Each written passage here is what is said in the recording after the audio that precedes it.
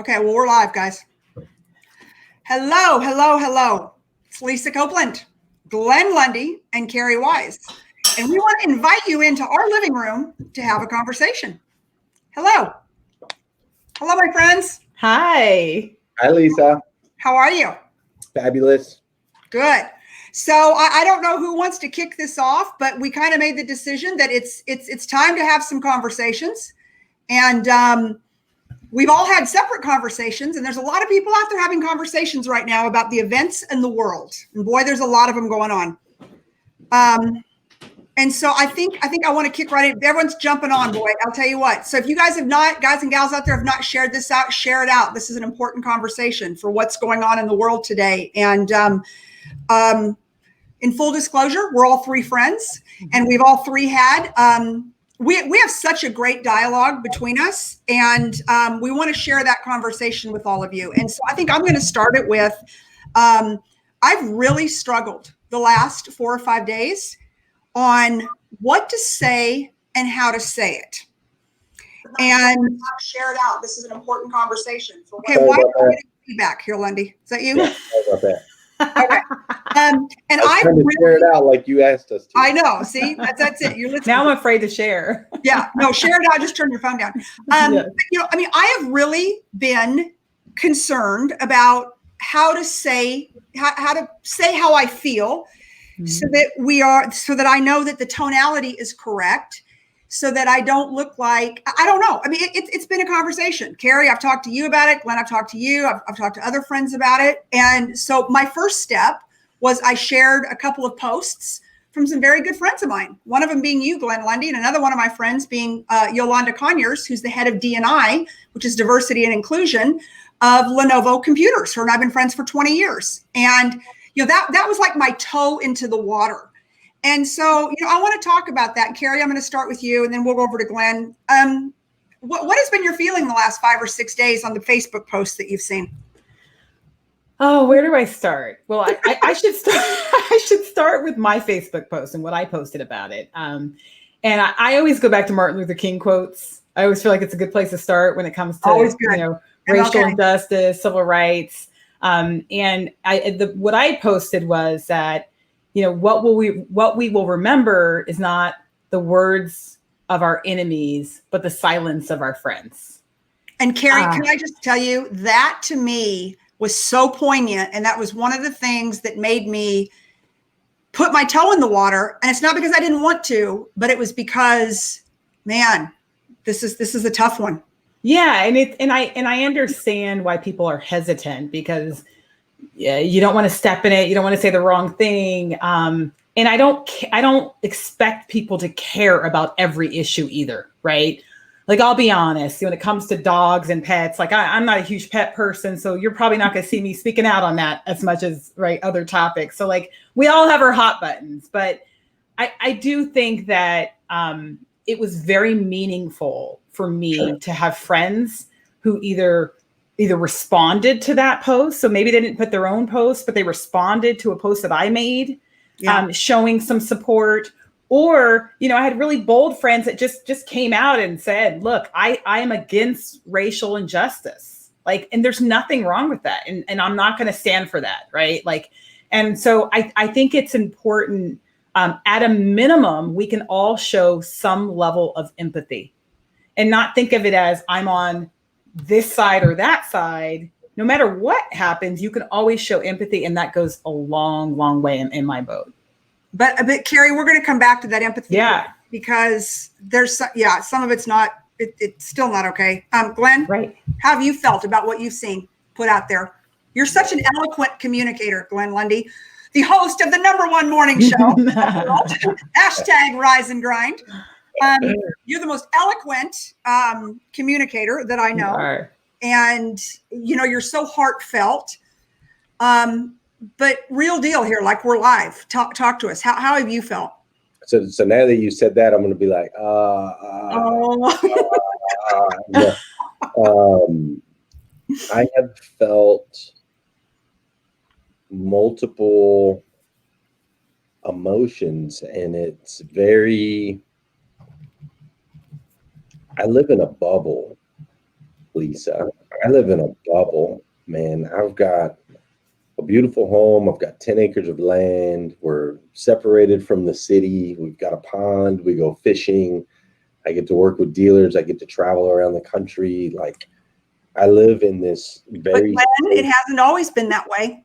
I know, but I live in this safe place. But I almost, and that's I guess what I'm getting to is when I see injustice and I see the things that are going on, and I know how badly people hurt. I feel that. I feel their hurt, right? And I feel it on both sides because God has given me a very unique situation where I've grown up in different cultures and I've been everything from jailbird to homeless to drugs to growing up with an all white household, growing up with an all black household, small towns, big towns, big cities, little cities. Like, I've been through the gambit, and so my heart just hurts on all sides, and I hate that people feel like there has to be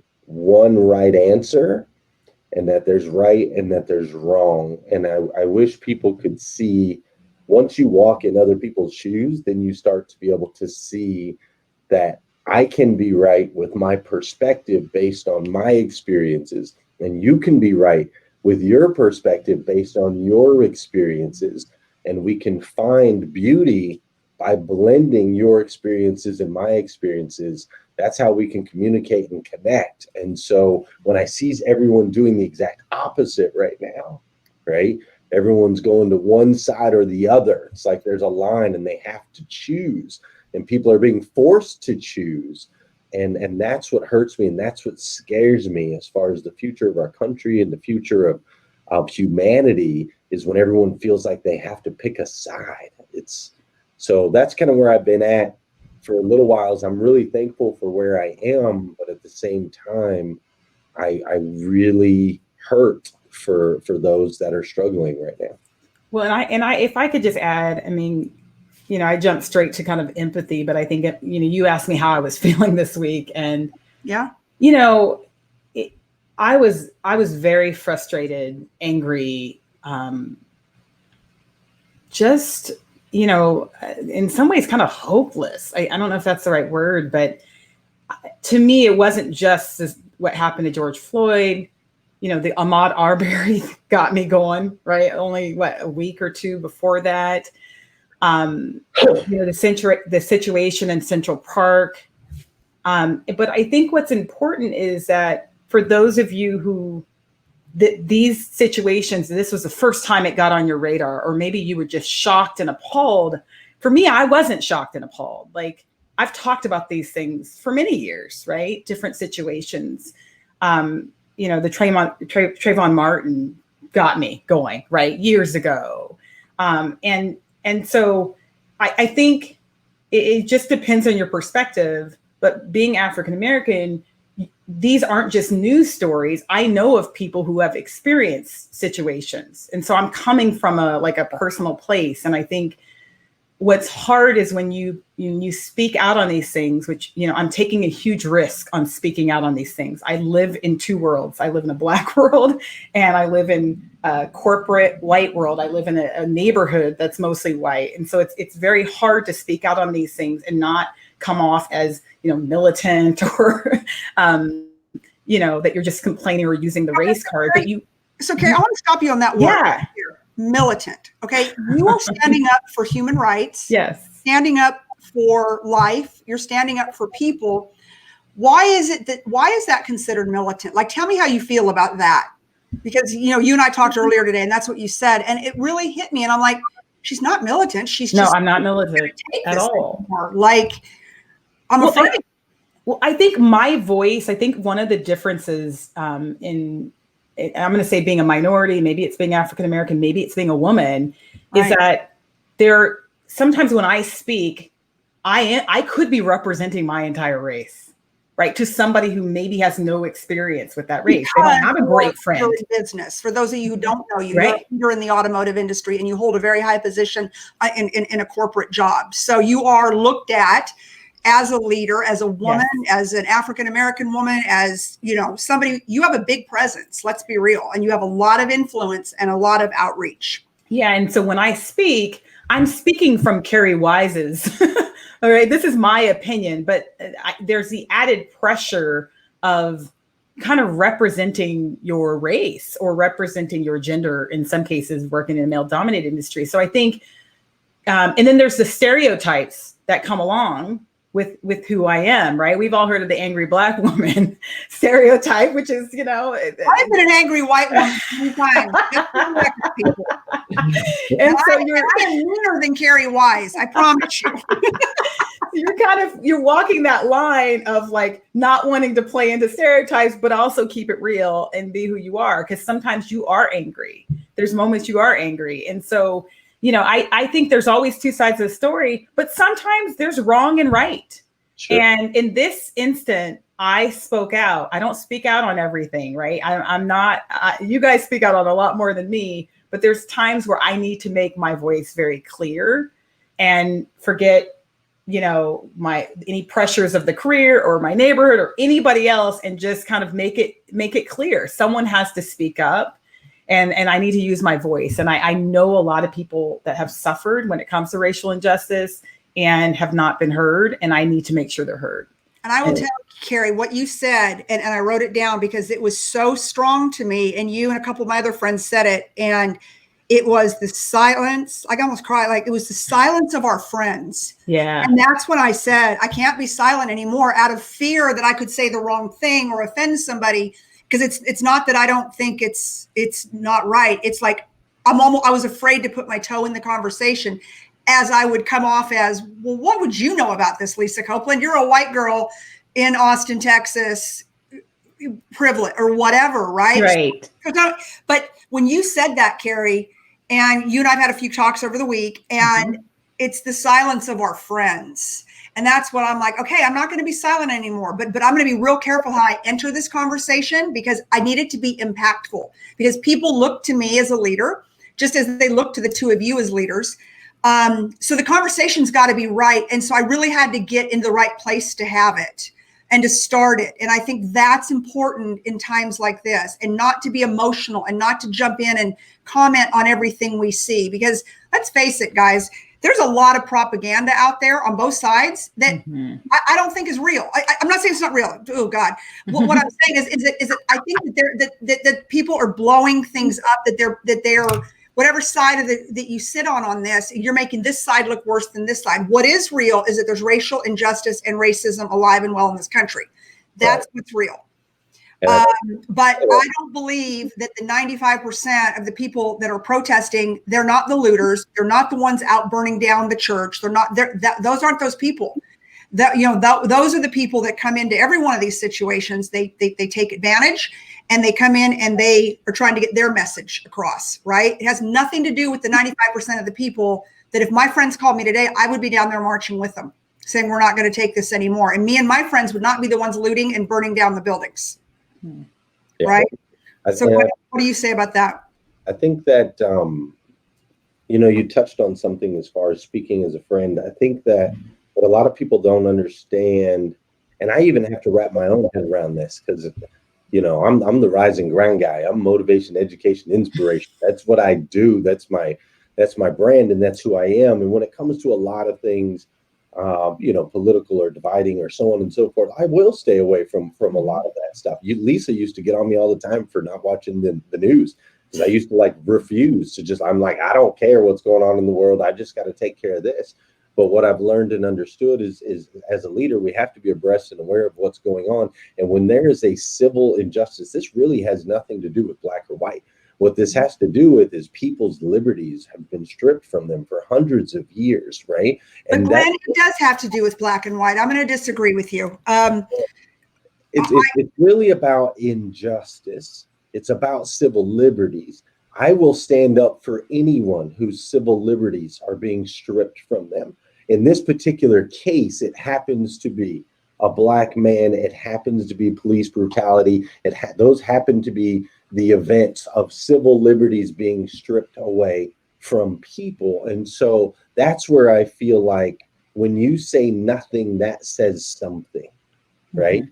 By saying nothing, you're saying something. And I am not okay with human beings not being treated as human beings, period. Whether they're black, whether they're white, whether they're Asian, whether they're Hispanic, no matter whether it's a woman versus a man, when people are not being treated like humans, that's when I feel like we have to, I have to say something. And so I just want to kind of hit on that point. You mentioned it earlier, as a friend, you just felt like you don't want to dip your toe in the water. And I just want to challenge you, like, please understand, if you say nothing, you are saying something. No, like I said, it was Kerri Wise's post where it said, it ended it with the silence of our friends. Yes. And it was like, man, but your friend doesn't want to be offensive. Your friend wants to support you. I'll pick up the phone and call both of you. But as a leader, it's like, okay, I can't just,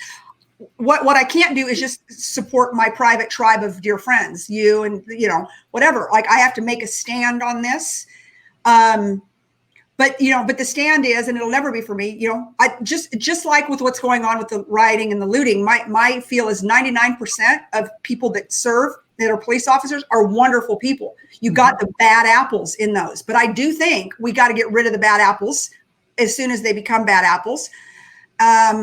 And I think that, I don't know. I think it's really tough because, I'm seeing all these posts on Facebook. People are like, oh, look at them. They're out looting. They're burning down the church across from the White House, and I'd like you guys to speak to that. I mean, I think I would have spoke to it differently 5 years ago, but I can tell you now, I feel like, number one, it's probably not 90% or 95% of the ones who just want to come out and peacefully protest. I think that there's a lot of, stuff behind it that has nothing to do with that. And so they're politicizing a message that should not be politicized, but that's the world we live in today. But then again, Kerri and I talked about this earlier today. At some point, taking a knee doesn't work. And Kobe Bryant wearing a Black Lives Matters jersey, it doesn't work. So at what point do people just, that's the way America was founded. And again, I'm not talking about robbing and looting. Okay. There's a big difference. So I want to be clear on that. But at what point do you throw your tea in the harbor and go, we're not going to do this anymore? Like, we are serious. Take us seriously. We can't live like this anymore. We can't live in fear. We can't, because all I know is if it was my son, I texted my daughter the other night. I said, I'd have done a hell of a lot more than burn down a building. I can tell you that. I think, first of all, let me just be very clear that rioting, violence, looting, bad, right? Yeah. I totally disagree with that. So let's make that very clear. But I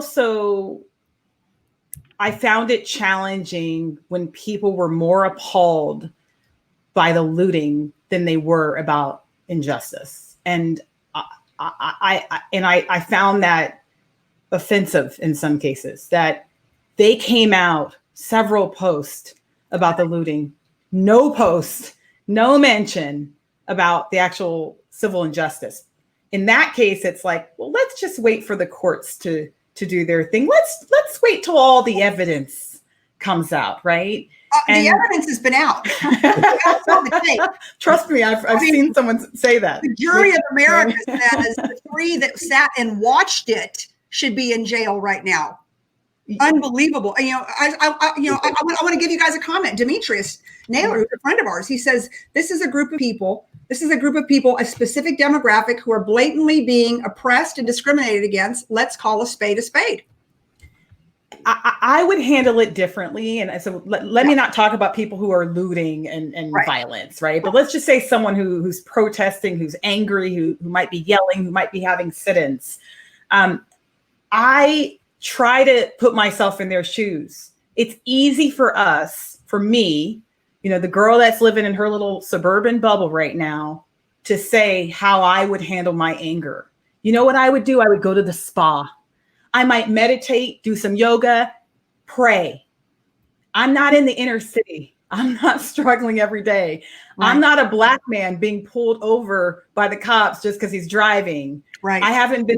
My car hasn't been searched illegally. Like, I haven't gone through that. I haven't gone through that struggle. And I'm not saying that's a reason for them to act in that way, but it's easy for you to react. Are you afraid for your husband to go through that? Oh, 100%. I mean, my husband has matched the description of a criminal several times, right? The vague description. It's like 6'1", Black man, white shirt, jeans. Yeah. I'm like, oh God, you can't go out today, right? Yeah. And you too, Glen. Right? I mean, Glen, you must have matched the description. I have. Actually, the first experience I ever had with police officers was my dad got pulled over at gunpoint, surrounded by police, because he matched the description of someone who had stole a vehicle in like a neighborhood over, even though the license plate on my dad's car was different than the license plate that they were looking for on the stolen vehicle. So that was my very first experience with police officers, was guns pointed at my dad's head. It's crazy, man.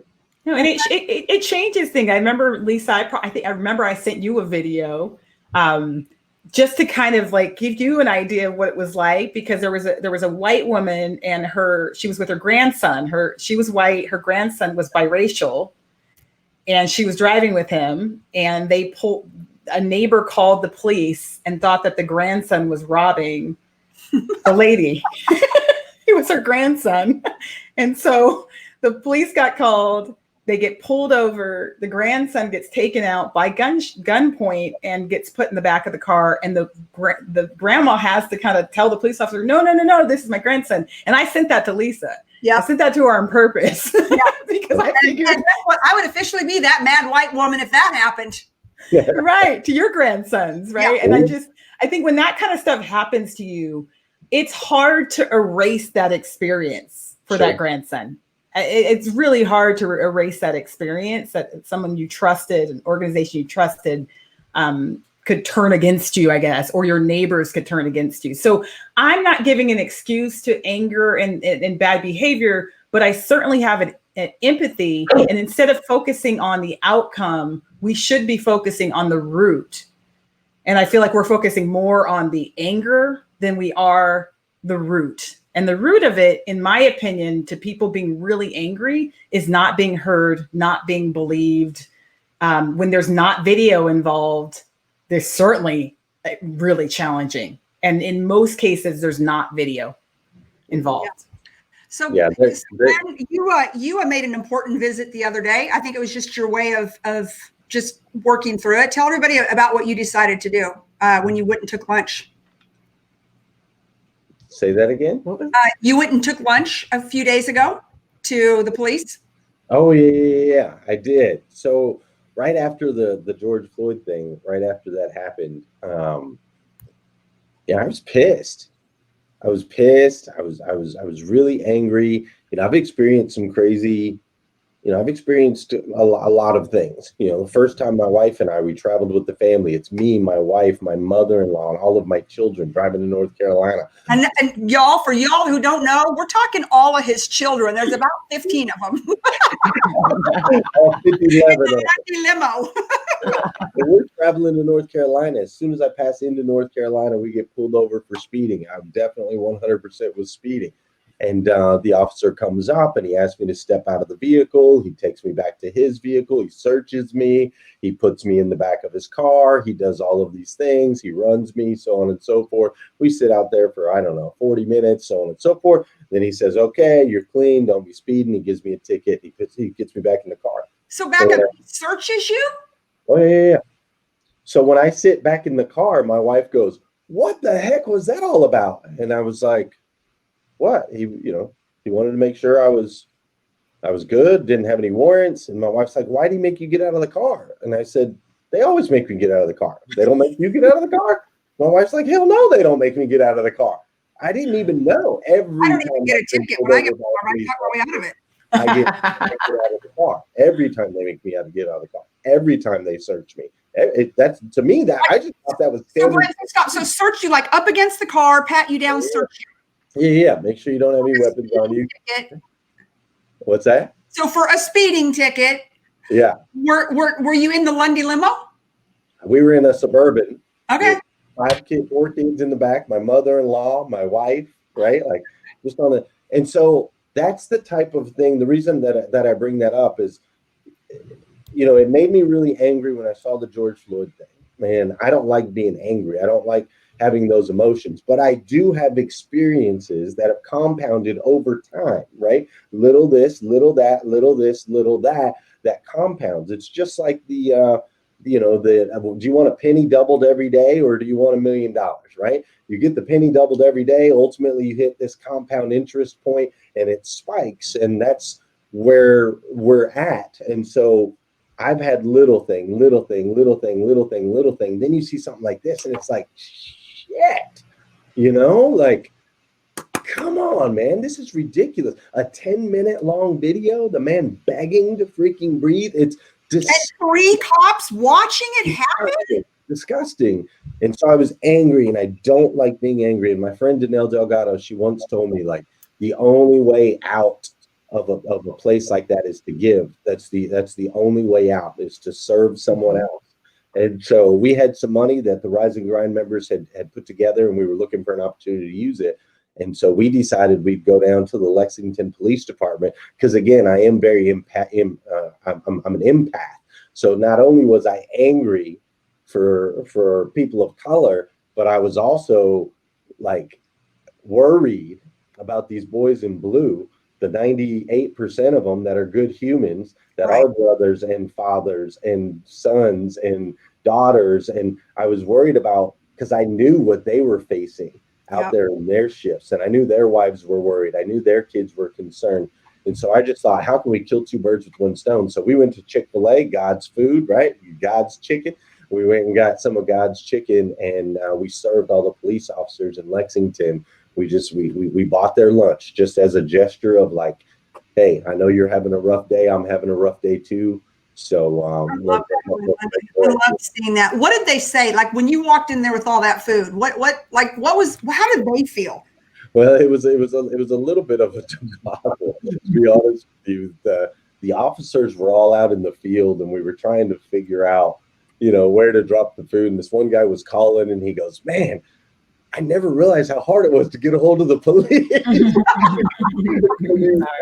They were just busy, and they were dealing with a lot of stuff in the inner city. And so we dropped it off. But the people that were there were just, you could see the stress on their faces. You could see, the sweat on their brows, and the phones were ringing like crazy. And so for a moment, they were just very appreciative and grateful to have a moment of somewhat normalcy. I mean, you've got to look at everything, right? You want to talk about a perfect storm? I've got a perfect storm for you. Let's have a virus that shuts down everything and scares the hell out of everybody. And then let's put a mask on everybody. So now that people can't see who they are, and they can release their emotions without any ramifications. And then let's have a 10-minute video of a Black man being kneed to death by a police officer. I mean, golly, dude, it's no surprise that the whole country's erupted. There's no surprise whatsoever. People have been pent up. Their freedoms have been restricted. And now, I mean, think about a keyboard warrior. Think about a keyboard warrior, right? People behind the internet, they'll say anything, right? They'll troll you, they'll talk trash. Yeah, but when it comes to face, most people won't act the same way. Well, we've removed the faces. We've put masks over everybody, which really destroys humanity. So now you've got SUVs driving into crowds because it doesn't look like a crowd of people. It looks like a crowd of criminals, right? Yeah. And you've got people doing criminal acts, acting as something that they're not. I think 90% of what you see out there is not the character of the people that are doing those actions. It's their emotions being released in what they feel is a safe way to release them. So, Kerri, how do you feel when people say to you, "Oh, but all lives matter"? Oh, wow. Okay. Let me just take a breath. So here's my answer to that. And yes, all lives matter. It's one of those things that I don't like. Some things don't even need to be said. Of course, every life is important. The point is that all lives matter, but right now, or this country has always struggled with race relations. And the reality is that if my child statistically was kidnapped, they would be less likely to be featured on the news and media. They would not be on the milk carton as much as a white child. That is a statistical fact, right? There are biases that make us care sometimes more about our own or our own bubble or our own neighborhood than someone who's different. And so saying all lives matter is true, but right now there is an issue with us caring about Black victims. I just have to say that, right? There has been an issue in this country. And so saying all lives matters, I like this analogy. My house is on fire right now. And what you tell me is that all houses matter. Yes, all houses matter, but my house is on fire right now. And so I think while I'm not out there marching with the Black Lives Movement, I understand where they're coming from. They're saying, look, right now we have a fire. It's not the time to point out that everybody's lives matter. Let's focus on the problem right now. So yes, all lives matters, but Black lives matter too. And until all of our lives really matter the same way, then there is a point to Black lives. I like your analogy. I think you summed it up beautifully in the fact that the house is on fire. Okay. Right? The house is on fire, and this is what's going on today. And because of what's going on, the brutality and some of those things, that house is on fire, and that's what we need to discuss now. Otherwise, we end up diluting the message, because we can't, we need to hit things one thing at a time. And right now, this is the forefront. I read today, I think I heard it today, the church across the street from the White House was burned down. Every president since Madison has worshiped there. It's terrible. And again, that's why I want to have this conversation. And that's why I stuck my toe in it, because I've never been oppressed. I've never been pulled over and searched. My husband's never been pulled over and searched. Right. And, I can't imagine. That's why I'm like, what? Speeding ticket? You get pulled over, searching for your car, your mother-in-law, and and Glen, let's be real. Your wife's white, and so's your mother-in-law. Mm-hmm.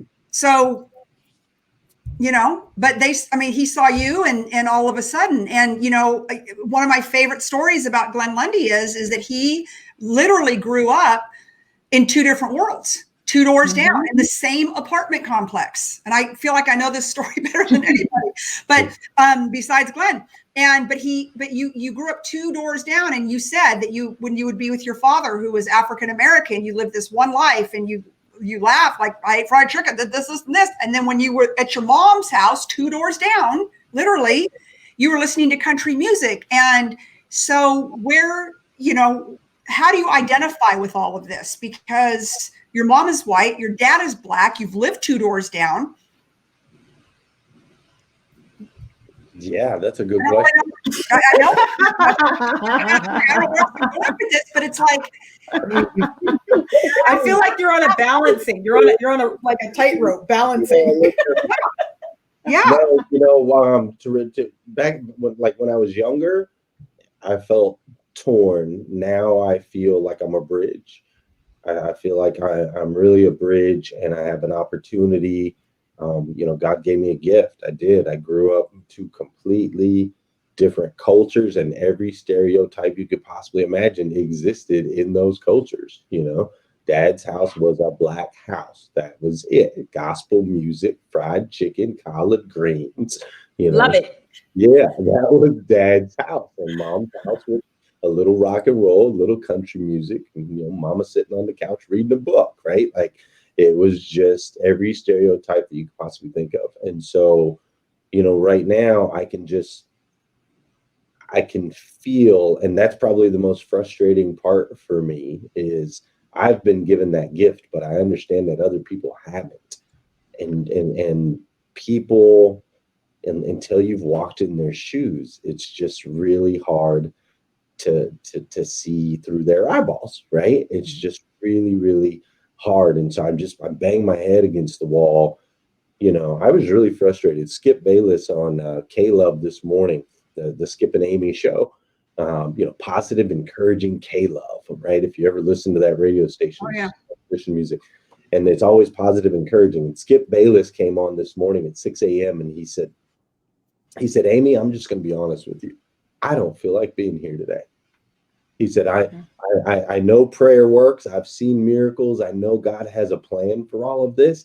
He said, but dang, man, like I'm losing hope right now. Is he black or white? Is he black? He's white. He's white. white. Okay. But he was just like, I'm just losing hope for people right now. And this is the guy that leads K-Love, like leads the charge of a faith-based radio station. And I could feel what he was feeling. That's why I decided, this morning I did my Rise and Grind show and I wasn't going to say nothing.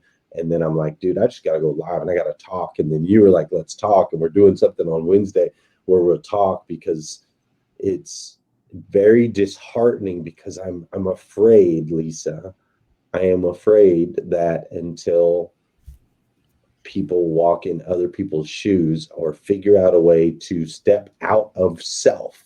See, everybody right now is in self, right? You say that guy's a bad cop that killed George Floyd, and somebody immediately says, well, not all cops are bad.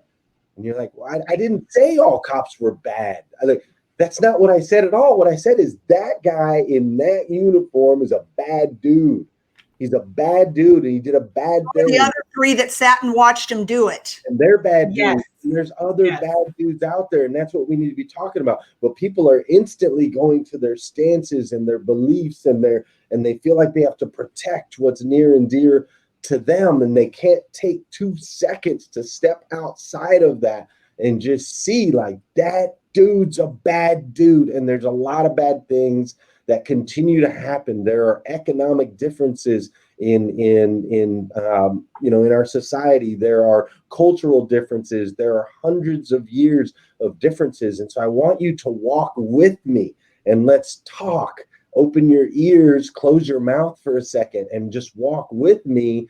And if we could get people to do that, but I don't know if people will do that, and that's my frustration point. Is I feel like here I am, I get to be a bridge and I can see everybody's side, but other people can't. And that scares me.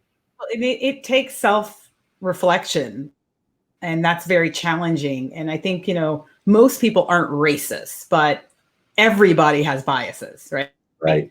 And some of our biases negatively impact others more than some, right? So one of the things I think is challenging, and I see this really, really clearly in that I was raised, actually Lisa and I were born and raised in the same place, San Jose, California, very diverse community, grew up with almost every single race, absolutely, every culture, religion, all of that. And so I grew up in this place where I didn't realize how bad racism was until I left San Jose, until I went to Southern California and other parts of the country, because I had lived in this very diverse bubble.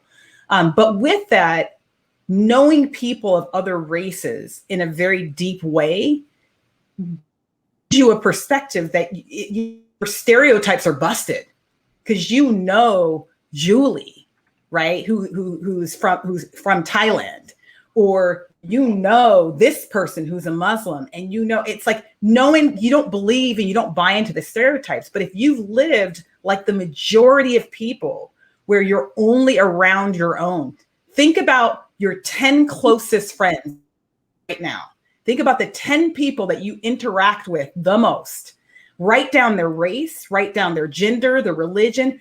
I guarantee the majority of people that do that exercise will see that they are surrounded on a deep level around the same kind of people. And so that makes it challenging, because when these kind of situations happen, even from a cop standpoint, when you're interacting with someone that you're not familiar with, all those stereotypes or the media or whatever's fed you is what kind of kicks in.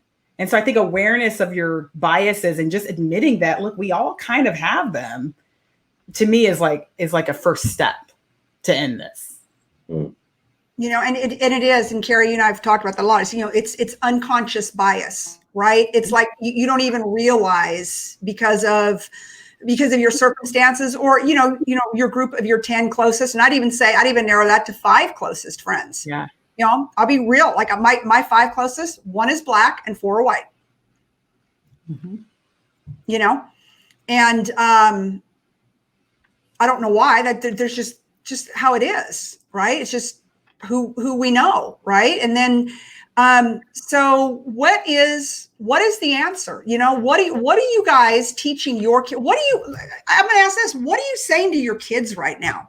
Kerri, Glen. Who wants to take this first? Glen, do you want to take it first or me? I mean, it depends. I'll take it. Depends on how long you want to wait. I got a lot of kids. I know you do. Let me go. I only have 2, so this will be about a third of the time that Glen will take. Yeah. So let me just, I feel like I'm on my soapbox on so many things right now, but I have a lot of passion for this. So first of all, I just want to put the word out there that you should be talking to your kids about race. And I say that because, like I said, I have a lot of Black friends and white friends. And I will tell you, for my Black friends, we talk about race all the time. It's kind of a necessary thing. One, if you have a Black son, you got to have those discussions, right? Like he is looked at differently. Discussion. Help us. Let us hear that. What is the discussion for your Black son?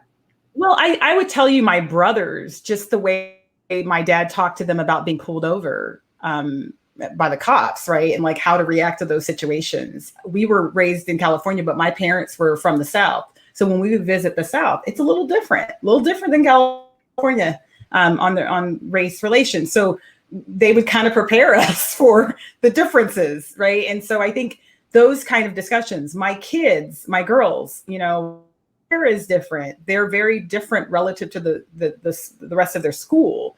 So I just need to make sure that they feel confident in themselves, wearing afros, being different, drawing attention, not because of who they are, but because of like being Black, being confident in like liking certain things culturally that might be different than the rest. So I don't want to let the media or the outside world help my kids feel confident about who they are. And when you're the only one, it can be challenging, right? You're different than everybody else. And so from a race standpoint, I just solidify that. And I also want them to know that they can be whatever they want to be. They don't have to be the stereotypical Black person, like, good athlete, good dancer, good, like these stereotypical things that, are encouraged, that they could be a scientist and they could be an astronaut. They could be whatever they want. And I have to be very deliberate about that, because if I'm not, then the media and TV and all of those things will fill their brains. They'll become influenced. So Kerri, like one thing I think about with you, like last summer, like you had your hair like in the cutest, like you were going to the Caribbean and in braids, and you look, we're like all of us like, oh my God, you look amazing. And you're like, yeah, but I have to take it out to go to work. Yep. And that's nothing against my company. No one told me that. No. You felt like that was not, and we're like, why? It's so cute. Because, and maybe Glen, I don't know if you face this, but that is the balancing both worlds.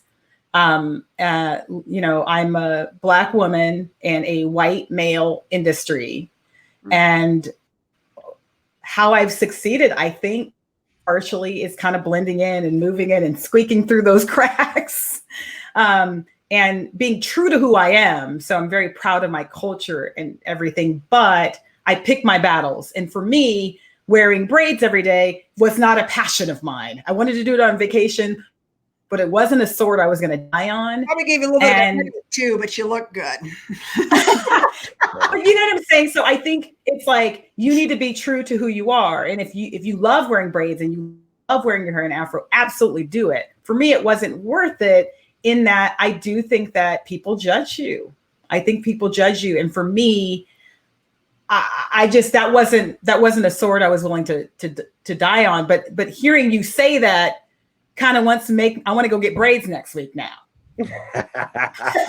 Bobby Heron's on here. She goes, I remember that photo. It was stunning. We were all like, girl, you need to be wearing those bright. Like, like, what's interesting to me when you told me that, I was like, well, I was shocked. I'm like, I don't think they're I mean, you look great. It's cool. It's fun. It'd be no different than me doing something like that. But just that feeling, right, of trying to fit in. And so I wonder, and I see the pictures of your daughter with her afro. It's so cute. It's so back in style, right?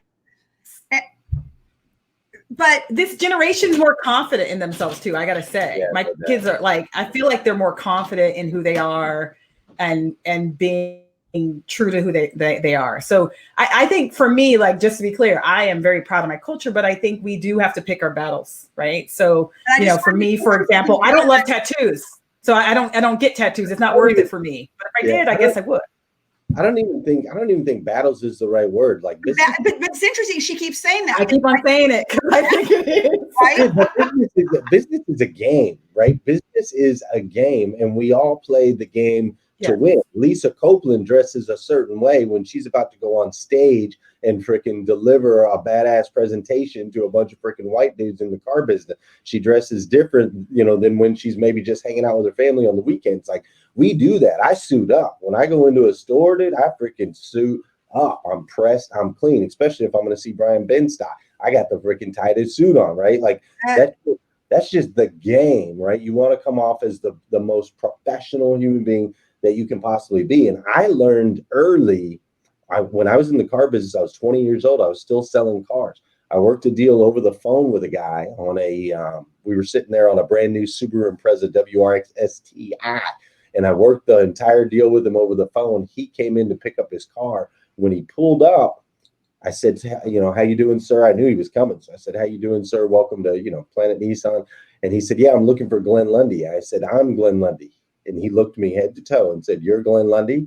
And I said, yep. And he got back in his car and drove off. Are you serious? Completely done deal. He was just there to pick up his car. We did everything over the phone. The whole time over the phone, I guess he thought I was a white guy, I guess is what he thought. But something offended him the moment he laid eyes on me. We never heard from him again. So I learned at 20 years old, like, I don't know who thinks what. All I know is I'm going to dress to impress, and I'm going to deliver, and I'm going to study, and I'm going to be intelligent. I'm going to speak well. I'm going to do all of the things so that I can win this game of business and ultimately this game of life. To go back to the other question, as far as the kids, two things I do. First of all, and people think some people think I'm crazy or, you know, Amish or whatever, but like, my kids are not on the internet and never have been and won't be for a really long time. They watch Netflix and that's about it. And so maybe they're behind on technology. They don't have cell phones.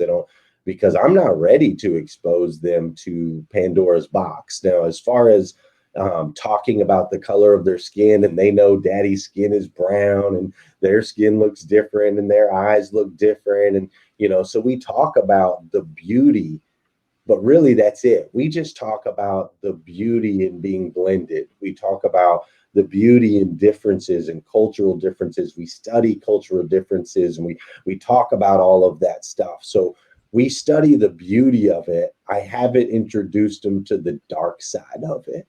Mm-hmm. Okay, when are you going to do that? Because at some point they come out of that bubble and it's alive and well. Well, that's what Glenn. That's what I was going to say. Is I think the challenge too is that I want my kids to understand their history. You know, my great grandfather was a slave. My grandmother went through Jim Crow. My parents went through civil rights. Like, I need them to understand that, and it's not always taught in the schools anymore. Sure. So by covering that, even simply covering their ancestry project, you know, my daughter, when she was like 6 years old, we did the ancestry project. They asked, one of the questions, where did your ancestors come from? I said, they came from Africa to America. My daughter said, oh, did they come to America for new opportunity? Like, all right. So, not quite, right? Like, you end up having those discussions just simply by covering history in an age appropriate way, right? Like, I didn't cover slavery in its like raw sense, but like, I didn't want to lie to her either and tell her that no, we came here for new opportunity. It was like, it's you know what I'm saying? So I think it ends up naturally happening because I want them to truly understand where their people came from. Yeah, no doubt. And I guess I just think I'm hoping, so my daughter's 10, I'm hoping if we can plant enough seeds of beauty that when they see the darkness, their inherent core response will be that it's beautiful, not that it's Then what did your kids think when you were in the Suburban and daddy gets pulled over? Like, dad is dad, and you get pulled over and you get searched, you got to leave the car and all of that. Like, what did you tell your kids then? I told my kids that daddy broke the law. Right. You're not going to give them the background on that. Yeah. And this is what happens when you break the law. You know, that's it. You break the law, then the police will do something about it. And that's really the only lesson they needed to learn. You know, they're young at that point. You know, that's true. 7 years old, 5 years old, 3 years old. And hopefully I can instill that in them, like have a healthy fear of the law, because your dad did not when he was young, and it sucks. Yeah. So what do you guys feel about, and I've just been so, like, again, so careful when people say, your white friends, I know how you feel. So I think it comes from a good place. And I try. I'm not always, you might get me on a bad day and I'm not as patient, but I try.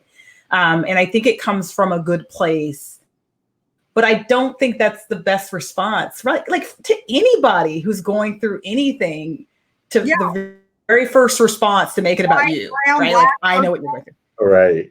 Someone going through keys, going through chemo. I know how you feel. No, don't.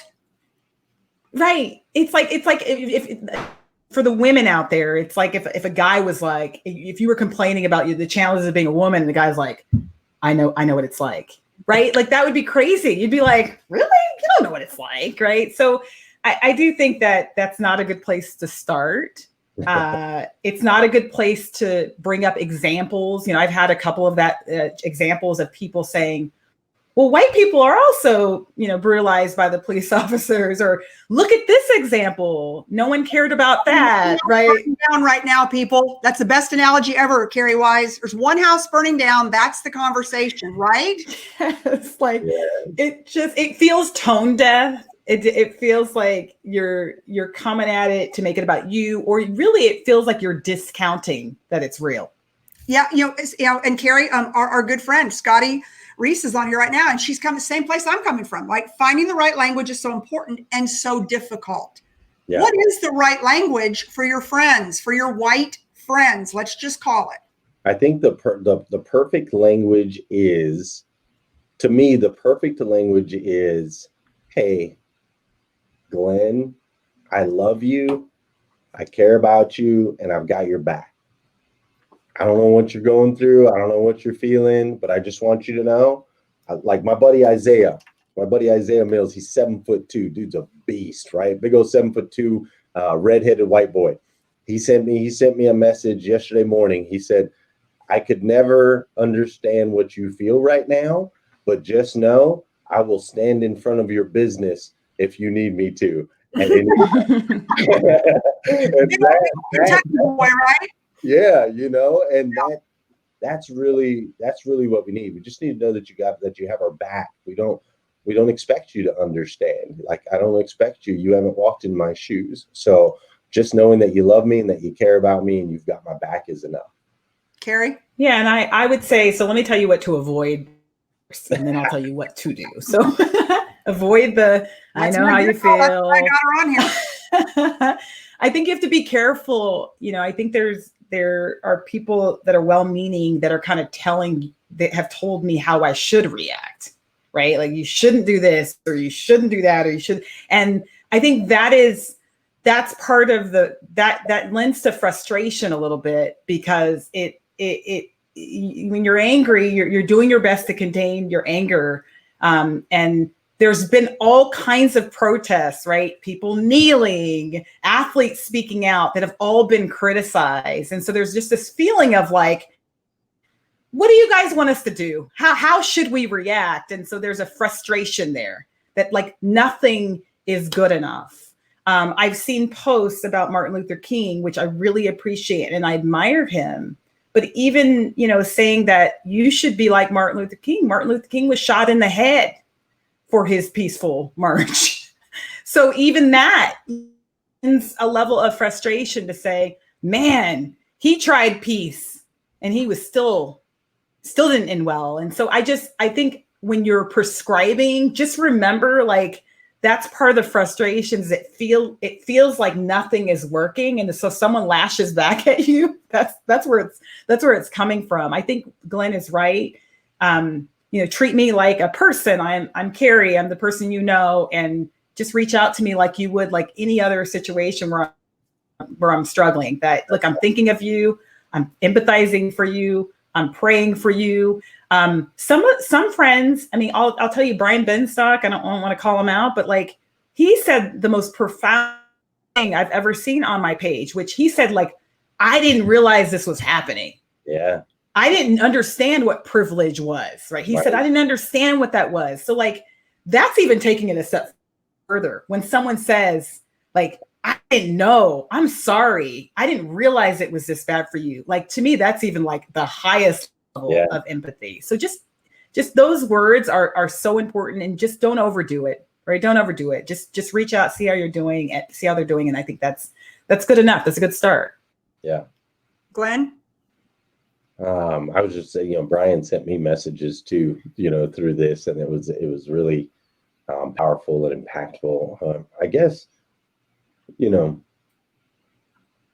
on another note, like, I can't help but go back to, flip the switch and try to step in the shoes, man. Like, imagine, let's flip the switch on this video real quick. Mm-hmm. Let's take 3 black guys or 4 black guys, put them in a circle, and drop one black guy's knee in the neck of a. Oh, see, look, Kerri's already.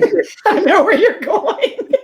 Drop his knee in the neck of a white man that's laying there on the ground begging if he could breathe, begging for breath, a father, a son, and just imagine the outrage. Imagine what that would look like. And I think no matter what biases or how you were raised or whatever, I think unless you lived under a rock, I think that we would all agree that if that were the case, those 4 black men would have been in jail before the end of that video.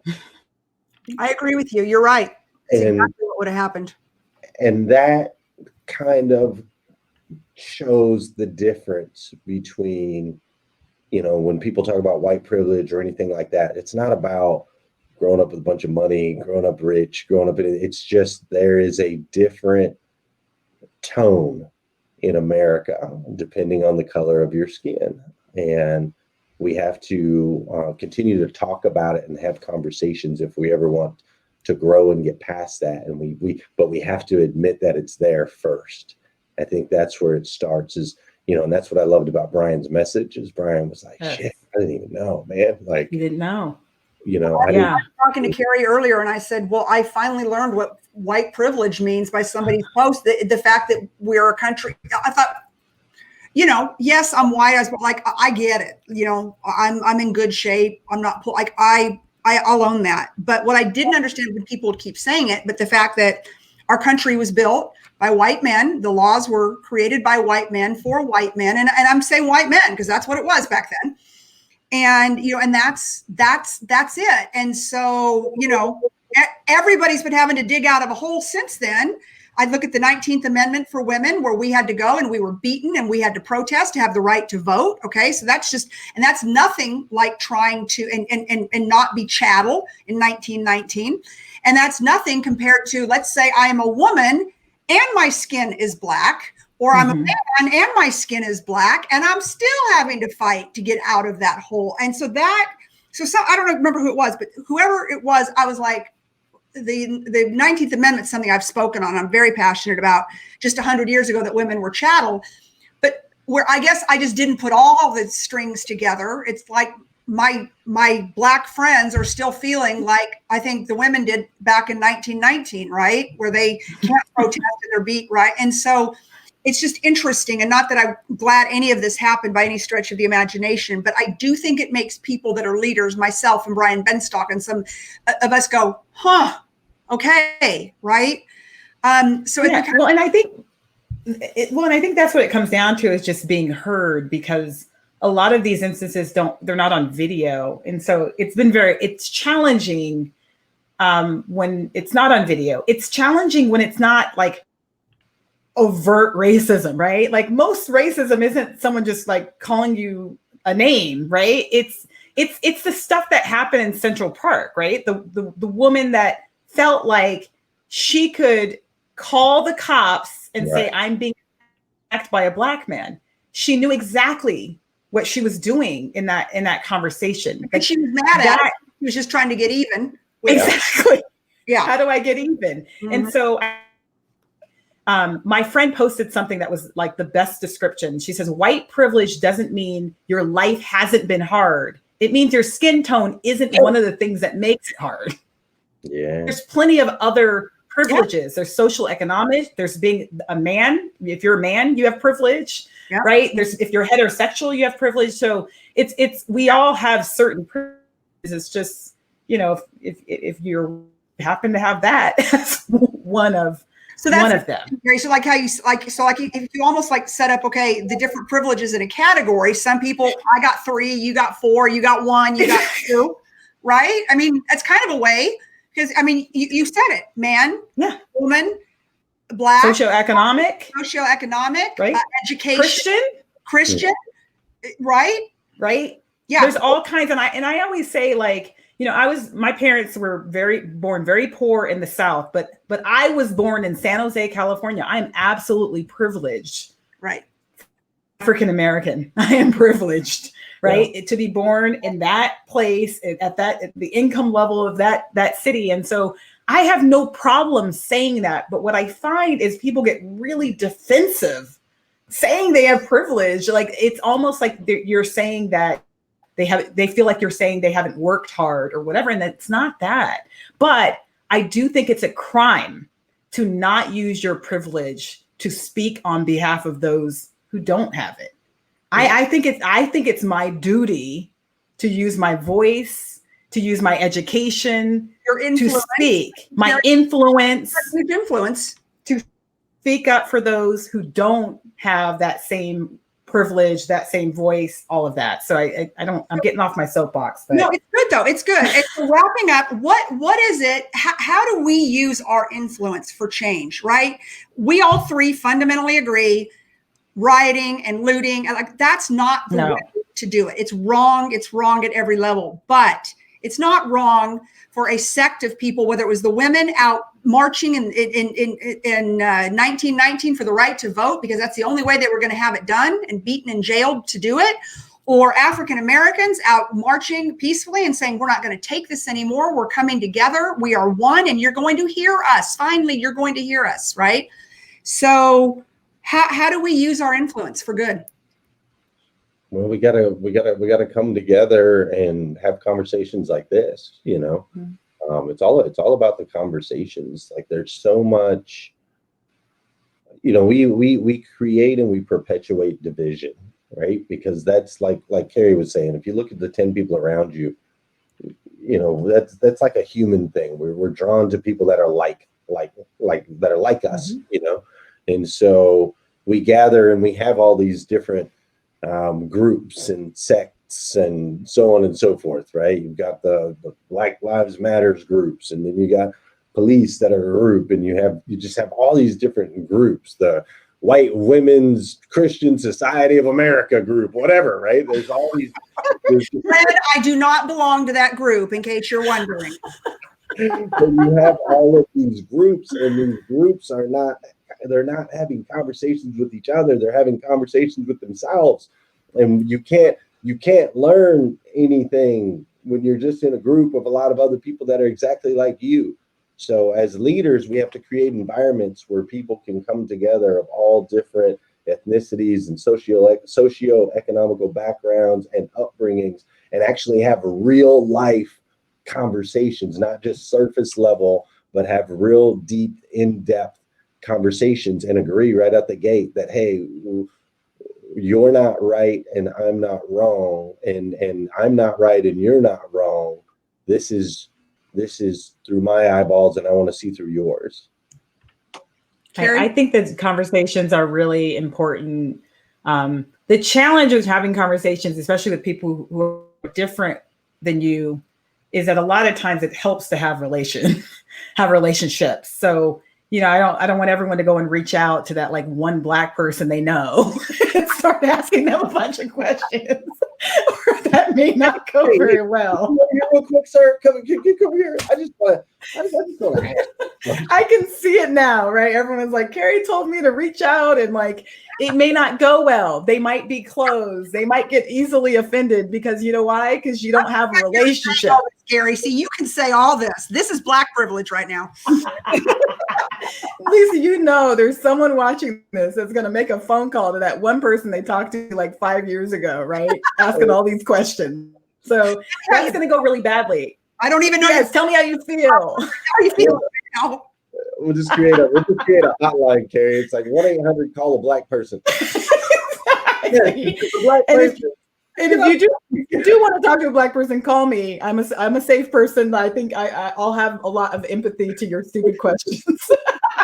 But that being said, no, I think I challenge everyone to put themselves out there in groups of people that are uncomfortable. Like, I challenge you over the next 3 months to make yourself a minority.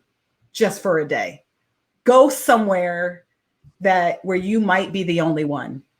I don't care if you're a guy and you go to a woman's conference, or maybe there's a festival, African American festival, and you attend. And by the way, we're in coronavirus world, so there's probably not a lot of festivals. Kill everybody off. But I just think like exposing yourself as much as possible to people that are different and trying to build relationship, not just on your race, but things that you might have in common, is a good start. I think in automotive, women in automotive, that has been a lot of reason why a lot of women that I know of different cultures in automotive have come together. So find that place where you can start building relationships, because if you can get real relationships, then we can start having real conversations. Until that happens, we're just going to have that. We're going to have that divide. So work on the relationships. Does that make sense to you? Yeah. What do we do right now, guys? I mean, I was telling Kerri earlier, they were looting my mall, 3 miles up the road from me. I-35 in Austin, Texas, shut down for 2 days. Rioters and graffiti. So I mean, it's right here in it's right by my house, all over the country. How do we not and I'm not happy about it. But I'm not mad at my Black friends. I'm just mad at the whole thing that the guys in the guys in Minneapolis, the mayor, they didn't handle this. If they would have handled this the way they should have and put all 4 of those criminal cops in jail for murdering that man, I don't know that any of this would have gone to this level, because I think that's part, and tell me if I'm wrong. To me, yes, George was murdered. That's terrible in itself. But to me, I think, and if I'm right or wrong, more of the conversation is the 4 men that murdered him, and 1 that did it and 3 that watched it. So I find them just as guilty and let it go on, and were not brought to justice. I think that has caused more of this than the actual crime. Not that I'm saying that the crime is forgivable at any level. Am I right or am I wrong? Can I just jump in here though? Because George Floyd, bless his life, is not what this is all about. Right. I mean, that was one instance. I can name a lot of different instances. Like I said, there's been other high profile instances. Right. But there's also just people's personal experiences, right? And so while I think that the George Floyd situation got a lot of attention because it was so heinous and it was on video, and we have social media now, everything spreads. you got to remember that people that are angry aren't angry for this one situation. They're angry for the situation they tried to tell you happened and you didn't believe them because there was no video or there was not enough evidence or right. And so I think that's where the frustration comes. I got to tell you the Ahmaud Arbery case. I was frustrated because the first thing that we did was start to look up the kid's background and why he deserved to be shot. Oh, he committed a crime. He did this, And so I think I just want to be clear that this incident is why we're talking right now. But the reality is a lot of this has been going on, not just in my generation, my parents' generation. Like it's just all building up. Right. And this is the culmination now. Yes. Of all of that frustration. So just if you seem surprised, just know a lot of people aren't necessarily surprised if they've experienced it themselves, especially. So I don't know. I don't want to end on a bad note, but I think like these conversations are so important. And I'm seeing all the comments that are up there. Like it's so nice to see us have this conversation and not be calling each other names or labeling each other. Because, and here's the deal, everyone who's watching who doesn't know us. Me, Glen, and Kerri have been very good friends for a very long time. And we had something happen last week and I had to reach out to Kerri and we had a conversation. Yes. And but because we're friends, and it had nothing to do with me and her, it was an outside situation, but she and I needed to have a conversation about it.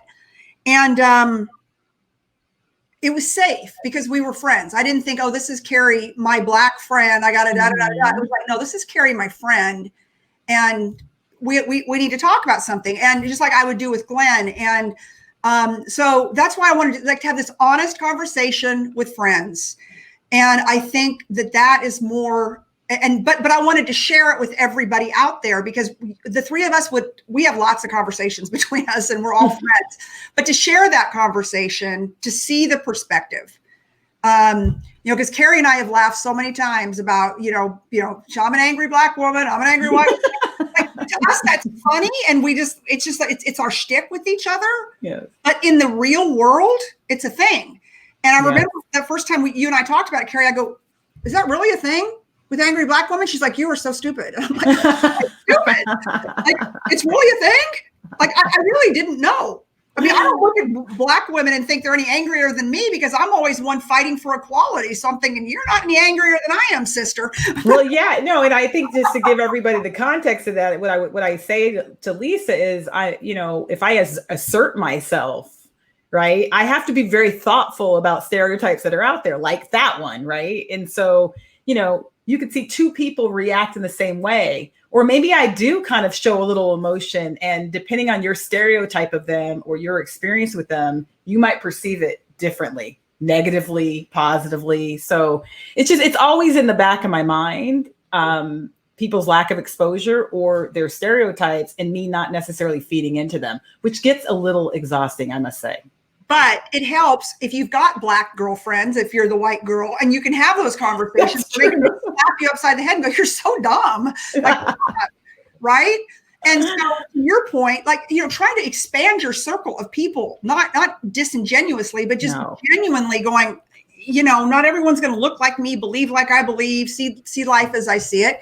That's what makes life to me. That's what makes the best wine-driven conversations with my friends. Yes. Or my friends that are different. The ones that sit and agree with me, well, they're boring. Next. Right. Yeah, and we have a lot in common, right? I mean, there's things that you could do. Join a volleyball league. Join a line dancing group. I mean, like there's karaoke. I mean, there's things that like across different races that we have in common. And so I think find those commonalities, but more importantly, be prepared to be uncomfortable.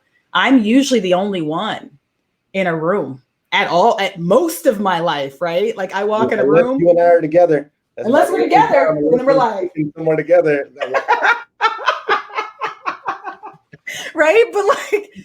But I gotta tell you, most people are not comfortable being the only one in a room. Trust me when I say that. Okay, but knowing you too, like you're just as like, so I mean, do you really feel uncomfortable? Because I mean, I'm with you guys so much. I have been for years around the country, and you typically are. You're right.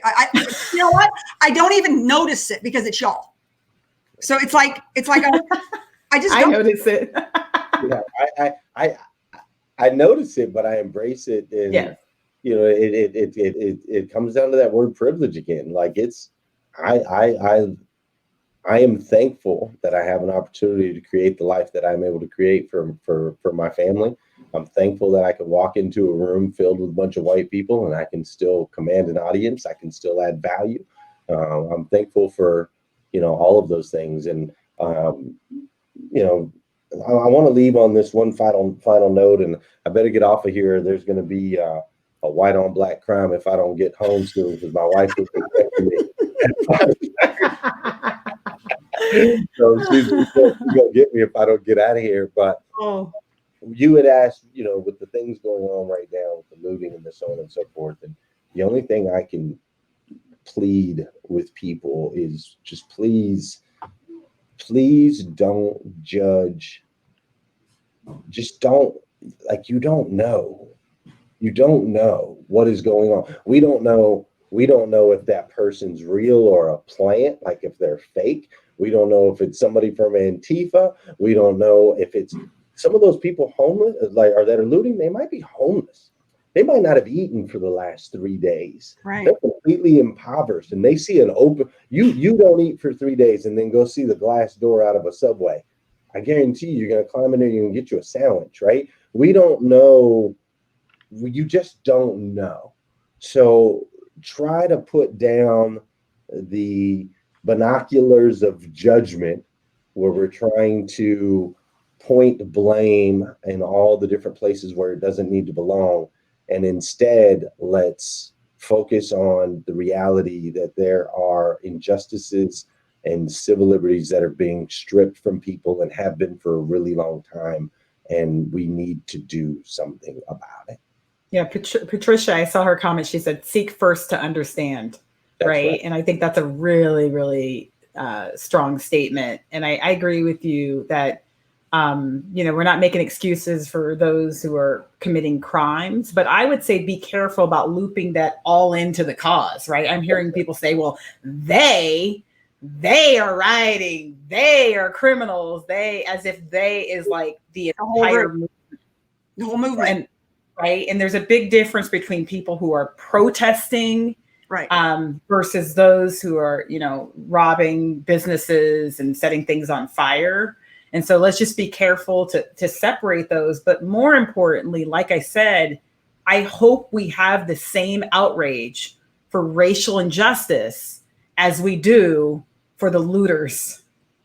Right. I hope when you're like posting, you're putting your fourth post on there about these evil looters, that you also have a fourth post on there about the fact that, you know, I'm not going to stand by and watch this happen to our great country that was not built on one person being more important than the other. It was built on us all being equal. All men created equal. All men created equal. Although and women. All men created equal, but okay, we'll leave it at that.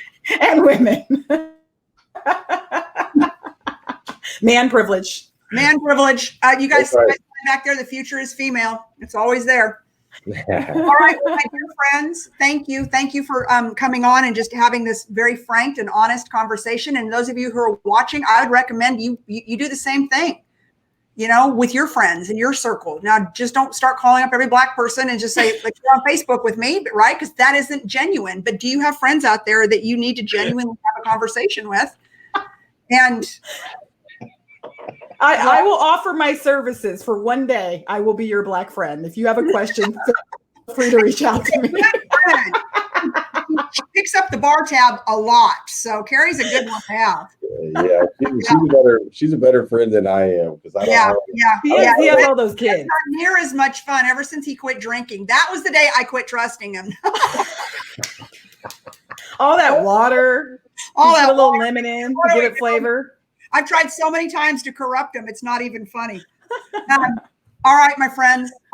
Thank you. Thank you. Thank you, Lisa, for doing this. This was so important. I really appreciate you putting And I this just hope on. all of you out there continue this conversation, and we just all try to be better humans for it. I love you too. I love you too. All right, and we'll talk soon. All right. Bye. Oh, okay. Dang. That was good.